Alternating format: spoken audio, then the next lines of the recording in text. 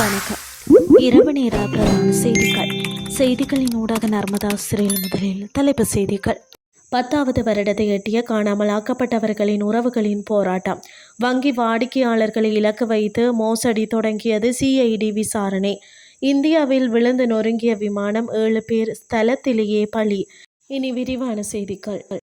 வவுனியாவில் காணாமல் ஆக்கப்பட்டவர்களின் உறவுகளினால் இன்றைய தினம் ஆர்ப்பாட்டம் ஒன்று முன்னெடுக்கப்பட்டிருந்தது. காணாமல் ஆக்கப்பட்டவர்களின் உறவுகளின் போராட்டமானது 10வது வருடத்தை எட்டியதை முன்னிறுத்தி குறித்த ஆர்ப்பாட்டம் இடம்பெற்றிருந்தது. வவுனியா தபால் திணைக்களத்திற்கு முன்பாக 3291 நாளாக காணாமல் ஆக்கப்பட்ட உறவுகளினால் பந்தல் அமைத்து போராட்டம் நடத்தி வரும் பந்தலிற்கு முன்பாகவே குறித்த ஆர்ப்பாட்டமானது இடம்பெற்றிருந்தது.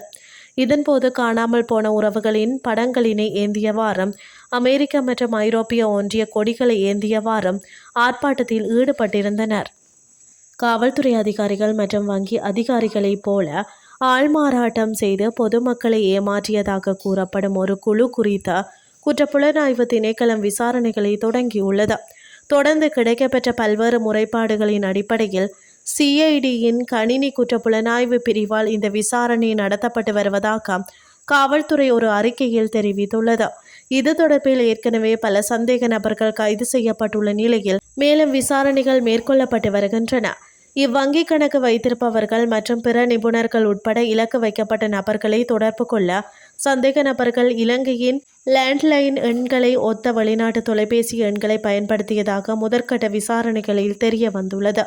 அழைப்புகளின் போது மோசடி செய்பவர்கள் உள்ளூர் வங்கிகள் அல்லது நிதி நிறுவனங்களின் பிரதிநிதிகளாக தங்களை காட்டிக்கொண்டு பாதிக்கப்பட்டவர்களின் வங்கி கணக்குகளுக்கு எதிராக முறைப்பாடு பதிவு செய்யப்பட்டுள்ளதாக பொய் கூறி தகவல்களை திரட்டி மோசடிகளை மேற்கொண்டுள்ளனர். இனி வெளிநாட்டு செய்திகள். இந்தியாவின் ஜார்க்கண்ட் மாநிலத்தின் சத்ரா மாவட்டத்தில் நடந்த விமான விபத்தில் 7 பேர் உயிரிழந்துள்ளனர். ரெட்பேட் ஏர்வேஸுக்கு சொந்தமான விமான ஆம்புலன்ஸ் இவ்வாறு விபத்துக்குள்ளாகியுள்ளதாக இந்திய ஊடகங்கள் தெரிவிக்கின்றன. நேற்றிரவு 7:11 மணிக்கு ராஞ்சி விமான நிலையத்திலிருந்து புதுடெல்லிக்கு புறப்பட்ட விமானம் இரவு 7:30 மணியளவில் ரேடாரில் இருந்து மறைந்து விட்டது. அதனைத் தொடர்ந்து மேற்கொள்ளப்பட்ட ஆய்வில் குறித்த விமானம் அடர்ந்த காட்டு பகுதியில் விழுந்து விபத்துக்குள்ளாகியுள்ளதாக கண்டுபிடிக்கப்பட்டுள்ளது. இந்த நிலையில் விபத்தானது இடியுடன் கூடிய மழை காரணமாக ஏற்பட்டிருக்கலாம் என்று தெரிவிக்கப்படுகிறது. உயிரிழந்தவர்களில் 2 பணியாளர்களும் ஒரு நோயாளியும் அவரது உறவினர்களும் அடங்குவதாக மேலும் கூறப்படுகிறது. இத்துடன் செய்திகள் யாவும் நிறைவடைகின்றது. அடுத்து காலை 8:30க்கு எதிர்பாருங்கள். நன்றி.